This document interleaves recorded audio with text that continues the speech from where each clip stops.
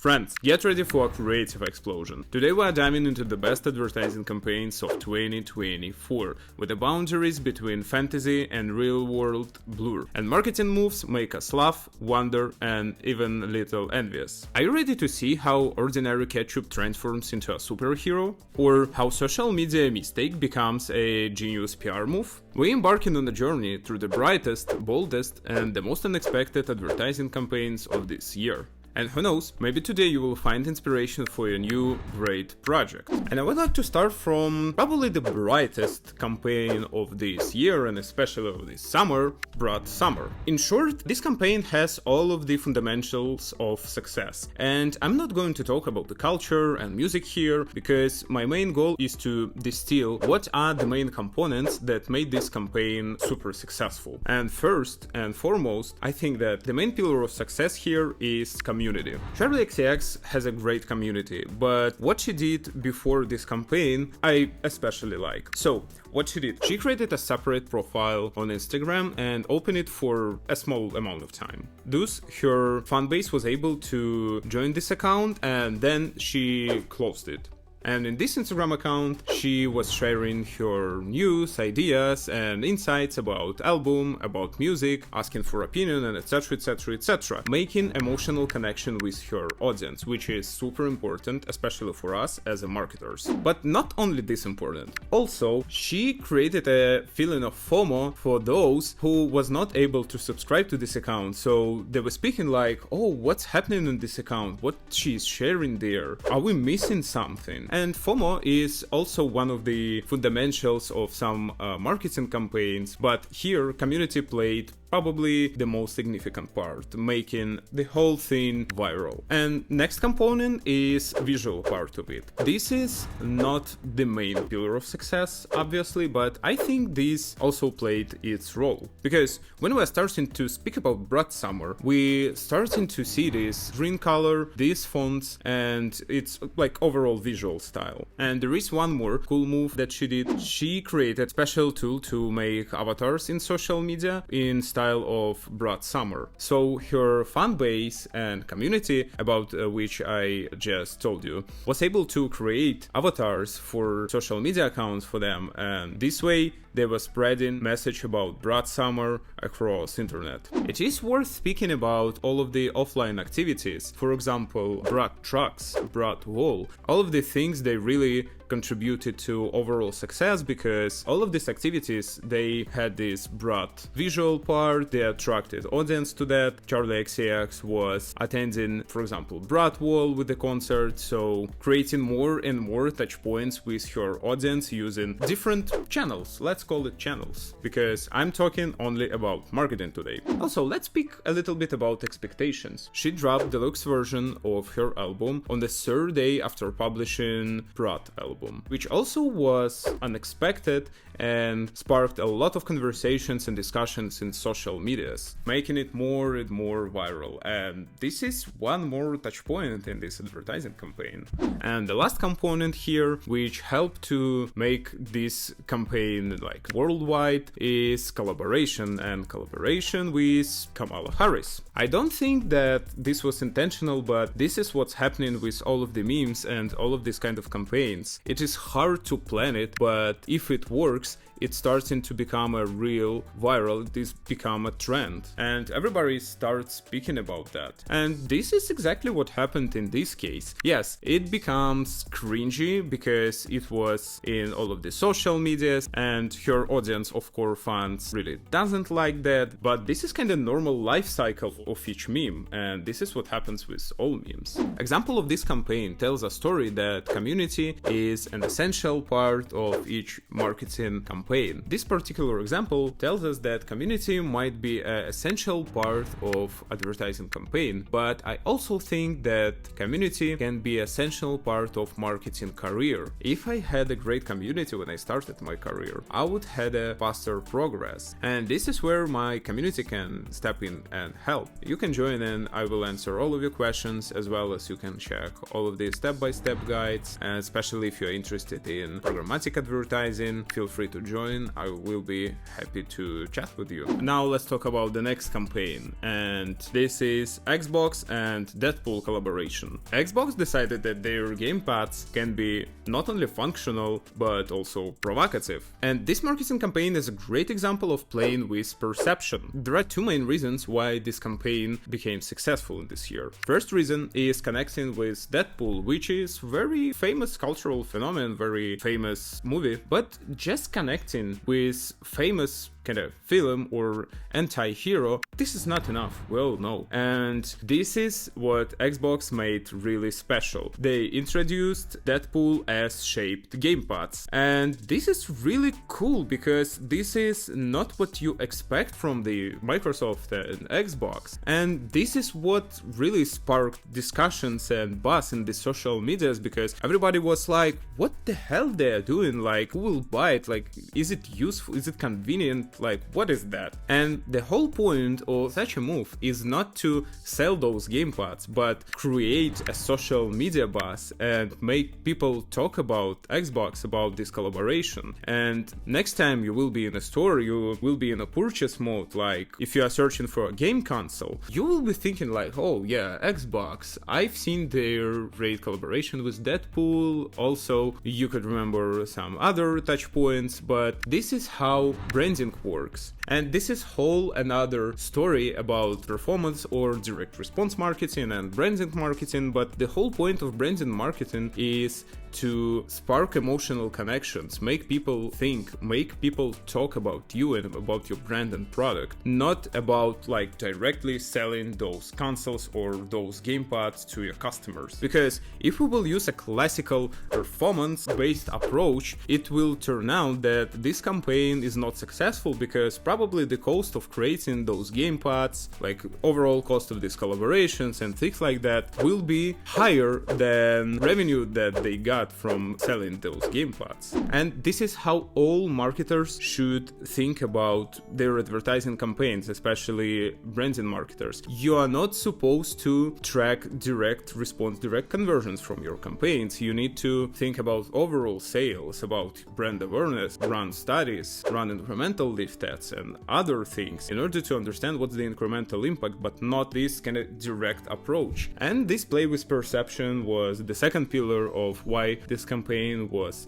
so successful, because no one expected this. This was kind of weird a bit, but everybody speaks about that, and that's why this campaign is successful. And now, imagine your lunch being encrypted. Sounds like a spy movie, but this is a reality from McDonald's. McDonald's code language advertising campaign was also, in my opinion, very successful this year, and there are two main components that make this campaign really successful. First is tailoring audience and inventory and platforms. So what McDonald's did, they use popular platforms like Twitter or X.com and LinkedIn to show this relevant message to IT and tech guys. They presented this idea of encrypted lunch that was written on some of the content languages that only tech specialists could understand, and cleverly played on jargon of tech workers. This approach included social media posts, also offline advertising near the tech centers and big tech companies. And content of these campaigns invited users to decode message of this campaign, and this was a promo code to book lunch, effectively blending food with tech culture.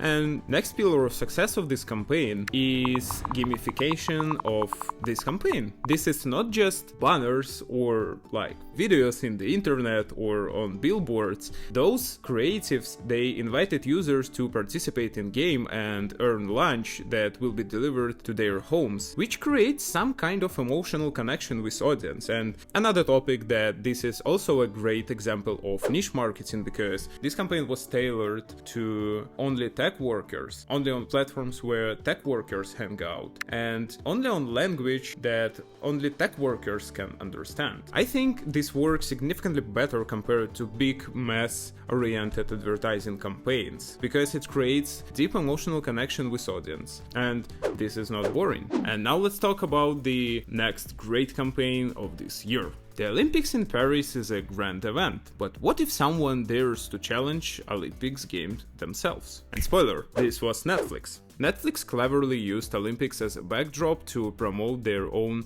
release of Squid Games. Instead of just announcing it everywhere, like using boring videos and banners everywhere, yes, people will mention it, but this will not spark discussions and buzz in the social medias. Netflix used competitive nature of their show and tried to associate with Olympics using this banner. Netflix used competitive nature of their show and tried to associate with the Olympic Games using this banner. Probably you all know about that. And this was extremely successful, especially due to the global attention to Olympic Games and overall like Olympic Games reputation. And like, what about Squid Game? Yes, these are two kind of different, separate things. And Netflix used this contrast to also attract to take attention. While this move was really bold and successful, we need to remember that Netflix took a really high risk because Olympic, this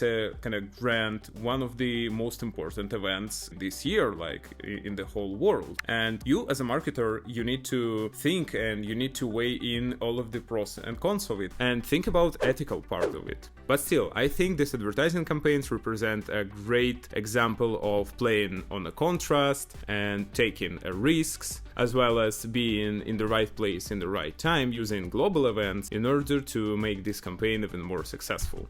Let's speak about the next campaign that deserves your attention. Superheroes on the big screens are impressive, but what if we transfer them in the world of sauces? And I'm speaking about Heinz campaign You Can't Unsee It. And this is one more example of successful collaboration of two different worlds. Superheroes, Deadpool and Wolverine, and Heinz, which is sauce brand. In their video ad, they cleverly highlight similarities between Deadpool and Wolverine outfit and ketchup and mustard colors. Also, in this video ad, Ryan Reynolds breaks the third wall by commenting the absurd of subliminal advertising. And this is why this ad was so successful, because this not just promotes new ketchup or new product, it just connects in two different worlds and it breaks the fourth wall, creating an engagement and sparks discussions in communities. And we haven't spoken about this before, but what else makes this advertising special?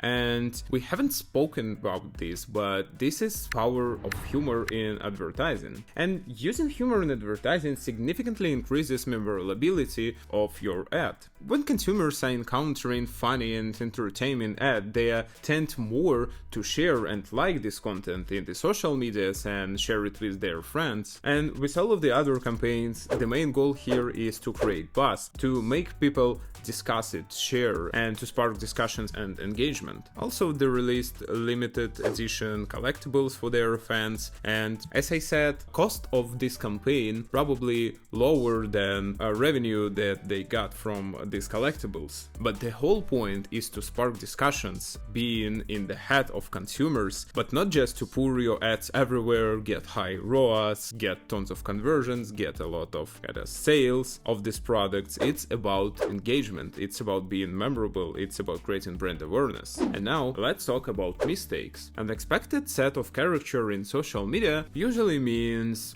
mistake, but what it's a part of a genius marketing plan. In the clever twist of marketing, LEGO transformed their mistake into a successful advertising campaign. In early June, LEGO posted seemingly nonsensical set of characters in their social accounts, and this initially puzzled followers. This apparent error generated a flurry of comments and speculations. Shortly after, company revealed the playful intention of this mistake. It was an announcement of a new LEGO cat set, and it was depicted as a cat that's sitting on a laptop. This post quickly gained traction, amassing over 290,000 likes and 34,000 shares, proving that intrigue can effectively capture attention. And this example shows that intrigue and mystery can be successfully used by marketers in order to attract audience to their product. And why I especially love this example is because they not only promoted their new product, they also sparked conversions and discussions discussions in social media, increasing overall brand awareness, and they made people think about LEGO overall, not only about their cat set. Which is also, I'm speaking in all of these examples, the main role of each marketer. And now I want to talk about psychotherapy, but I'm joking. I want to talk about Faber-Castell advertising campaign, when villains become clients. In this campaign, Faber-Castell features notorious horror characters such as Pennywise and Jason Voorhees from the Friday the 13th attending therapy session. And this unexpected pairing, connected with the serious tone of this advertising, creating a really memorable advertisement. The tagline, "This will take a while," suggests that these guys will need an extensive therapy and durable pen is essential. And this advertising campaign is one of the great examples of effectiveness of humor in advertising. Humor engages customers, creating a positive emotional connection with your brand, making you more memorable, and it strengthens connection with your brand. Also, when consumers find an ad funny, they more tend to share it with others. I personally see a lot of common features in each of these examples, and I think that the main role of marketer is to capture customers' attention. This is the most essential and basic part of marketing. Not to run campaign, not to show ad, not to drive conversions or positive ROAS in platform or other things. As a marketer, you should learn how to capture people's attention. And in order to capture people's attention, you need to use such tools like humor in advertising. You need to use trends. You need to create a contrast in your advertising, or you can collaborate with other brands. Because all of these things, they can help you to create emotional connection and spark emotions, then spark discussions and buzz in the social medias, and make users share your content, your ad, ultimately making your campaign viral. And also, as you can notice, we didn't speak today about such things like ROAS, versions, ideal tactics, and things like that, because this is marketing. This is a part of performance marketing, but I see that marketers more and more tend to think that platform settings, ideal audience can solve all of their problems. But this is not the case. As a marketer, first of all, you need to think about how to spark emotions, how to build community, how to capture people's attention. And that's the only way to build a strong brand. And there are a lot of examples like Nike, Apple, and etc. As a marketer, you need to see a broader picture, not only your campaign, but how each particular advertising campaign drives overall sales. Because if you are going to measure direct response from your branding campaigns, you will see that you need to turn it off. And this is a critical mistake. These critical mistakes could kill your brand in 5 years. And largest brands like Nike tried direct response approach, and this was not successful, so they are focusing on the brand part of their marketing efforts right now. If you like this video, hit the like button, subscribe to my channel, and join my Discord community of digital marketers. And see you in the next video.